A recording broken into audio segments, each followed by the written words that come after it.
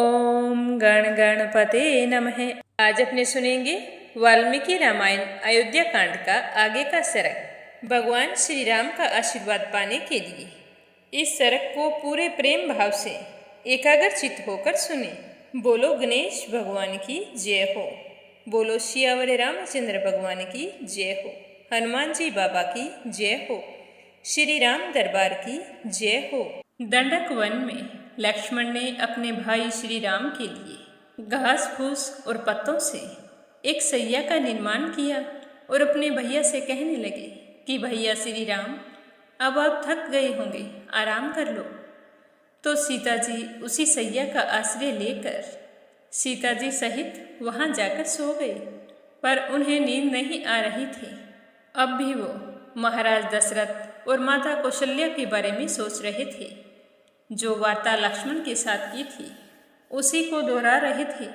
लक्ष्मण ने जो वन के प्रति आदरपूर्वक वचन कहे थे, उन उत्तम वचनों को सुनकर स्वयं भी दीर्घ काल के लिए वनवास रूप धर्म को स्वीकार करके संपूर्ण वर्षों तक लक्ष्मण को अपने साथ वन में रहने की अनुमति दे दी। उसके बाद निर्जन वन में रघुवंश की वृद्धि करने वाले वे दोनों महाबली वीर पर्वत शिखर पर विचरने वाले दो सिंहों के समान कभी भी भयभीत नहीं हुए। उस महान वृक्ष के नीचे वह सुंदर रात बिताकर वे सब लोग निर्मल सूर्योदय काल में उससे भी आगे स्थान के लिए चल पड़े। और फिर जहाँ भागीरथी गंगा यमुना से मिलती है, उस स्थान पर जाने के लिए वे महान वन के भीतर से होकर यात्रा करने लगे। वे तीनों यशस्वी यात्री मार्ग में जहाँ तहाँ जो पहले कभी देखने में नहीं आए थे, ऐसे अनेक प्रकार के भूभाग तथा मनोहर देशों को देखते हुए आगे बढ़ रहे थे। सुखपूर्वक आराम से उठते बैठते यात्रा करते तीनों ने फूलों से सुशोभित भांति भांति के वृक्षों का दर्शन किया। और फिर संध्या का समय आया, तब श्री राम ने लक्ष्मण से कहा कि हे लक्ष्मण, वह देखो, प्रयाग के पास भगवान अग्निदेव की ध्वजा रूप उत्तम धूप उठ रहा है। मालूम होता है कि मुनिवर भारद्वाज यहीं पर हैं।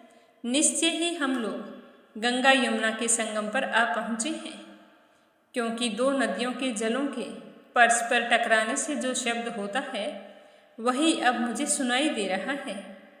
वन में उत्पन्न हुए फल फूल और काष्ठ आदि से जीविका चलाने वाले लोगों ने जो लकड़ियाँ काटी हैं वे दिखाई देती हैं, तथा जिनकी लकड़ियाँ काटी गई हैं वे नाना प्रकार के वृक्ष भी आश्रम के समीप दृष्टिगोचर हो रहे हैं। तो इस तरह श्री राम और लक्ष्मण सूर्यास्त होते होते बातचीत करते हुए गंगा यमुना के संगम के समीप मुनिवर भारद्वाज के आश्रम पर जा पहुँचे। श्री राम आश्रम में पहुंचकर अपने धनुर्धर वेश के द्वारा वहां के पशु पक्षियों को डराते हुए थोड़ी ही देर में ऋषि भारद्वाज के पास जा पहुँचे। आश्रम में पहुंचकर महर्षि के दर्शन की इच्छा रखने वाले सीता सहित वे दोनों वीर कुछ ही दूरी पर खड़े हो गए। दूर खड़े होकर महर्षि के शिष्य से कहा कि आप अंदर जाकर ऋषि भारद्वाज को हमारे आने की सूचना दो और अनुमति लेकर आना कि क्या हम उनके दर्शन कर सकते हैं। तो अनुमति मिलने पर पर्णशाला में तीनों ने प्रवेश किया और फिर तपस्या के प्रभाव से जो तीनों लोगों की सारी बातें देख लेते थे, दिव्य दृष्टि प्राप्त कर लेने वाले एकाग्रचित्त व्रतधारी महात्मा भारद्वाज ऋषि का दर्शन किया, जो अग्निहोत्र करके शिष्यों से घिरे हुए आसन पर विराजमान थे। महर्षि को देखते ही लक्ष्मण और सीता सहित श्री राम ने हाथ जोड़कर उनके चरणों में प्रणाम किया। और फिर श्री राम कहने लगे कि हे भगवान, हम दोनों राजा दशरथ के पुत्र हैं। मेरा नाम राम है और ये मेरा छोटा भाई लक्ष्मण है, और ये मेरी पत्नी है जो विदेह राज जनक की पुत्री, और मेरी पत्नी सती साध्वी सीता है, जो इस समय निर्जन तपोवन में भी मेरा साथ देने के लिए आई है। पिताजी ने मुझे 14 साल तक वनवास की आज्ञा दे दी। जब मैं वहाँ से चलने लगा तो मेरा प्रिय अनुज भाई लक्ष्मण और सीता जी भी साथ रहने का व्रत लेकर मेरे पीछे पीछे आ गए।